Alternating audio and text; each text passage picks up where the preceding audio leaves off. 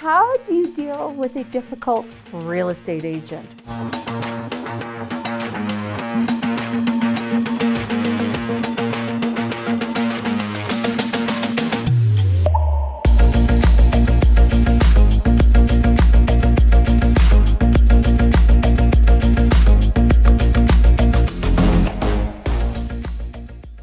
Take 5 with Team Hayden, and you know what? This is one that pops up all the time, and this is where Doug's specialty lies, and I hide, is how do you, turtle.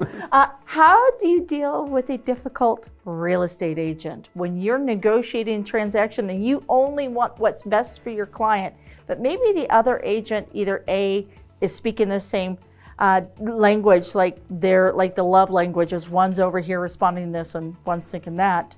But Doug, you're really good at it. You're awesome. So.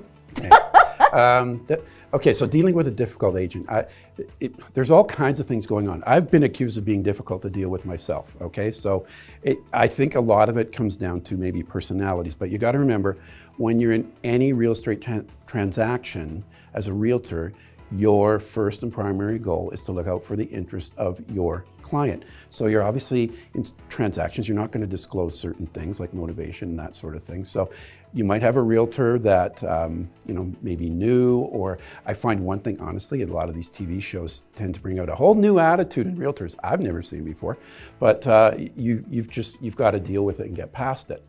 You'll get realtors that either, and I call it old school realtors, that understand you're in a negotiation, that they are working for the best interest of their client, but at the end of the day, everybody wants to see a transaction come together if it's possible for all parties.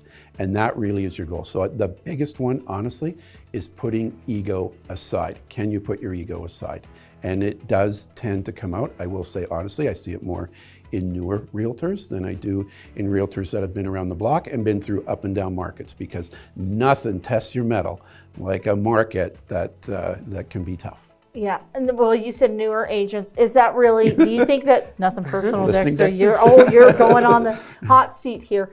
Yeah. Do you think that's ego, or do you think that's more that bravado? Like, look at me. So that fake it till you make it scenario. It's there. It's all baked in. Like, all of that is baked in. So you just have to, again, at the end of the day, what are you trying to do here? And sometimes I'll talk to agents, and I've been pretty firm too. I've kind of laid down the law. If I feel that somebody's not dealing fairly or anything, I try to bring it back to, hey, we're trying to get a transaction done. Best interest of your client, best interest of mine. Is it going to happen or not? Because I have literally walked away, and I do feel at some point there are agents that actually interfere with the process. They really, that's more about how they're transacting than the other. Do you think, though, that they're priming their client on the other side? This is what I think happens sometimes, and I may be wrong, and if I'm wrong, please email me. Telegraphing. I think that the agent's like, well, you're going to get this and we're going to do that and this is how it's going to be, and I'm the best real estate agent out there. Well, the reality is probably the top 20, maybe even 30% of real estate agents are phenomenal, and you got 20 that need to learn, and then you have your bottom half, and then that's any industry. But I think that they come in and they go so hard in, this is how it's going to happen, and then when you come in with that offer, they have no room to go anywhere. Yeah. So maybe this is, if you don't want to be the difficult real estate agent, it's defending their listing. Defending their listing. Dexter, how are you going to deal with a challenging agent? Call Dad? Yeah. Call Doug. Call Doug. Do exactly what I do. Can't Call wait Doug. till you're on one end and I'm on the other end. That'll be interesting. Yeah, we actually went up. Doug brought a competing offer on a listing once, and I actually accepted the other offer. Needless to say, that was not a happy scenario at home for a few days. No, I did get the better deal for the client. Okay, so any thoughts on being a new agent and navigating an old, crusty agent? What I would do is I would kind of try to de-escalate the situation. So if they're frustrated, I'm frustrated, I would just try to kind of lay things out and be like, okay, listen, this isn't going to get us anywhere. Let's just both take a breath, go through this, because we both want to see this deal happen. It's not like you want a deal to collapse. You don't go into a thing going like, I'm going to write this offer just to watch it collapse. No, you want it to happen. So just kind of talk things through, because I feel like a lot of frustrations and a lot of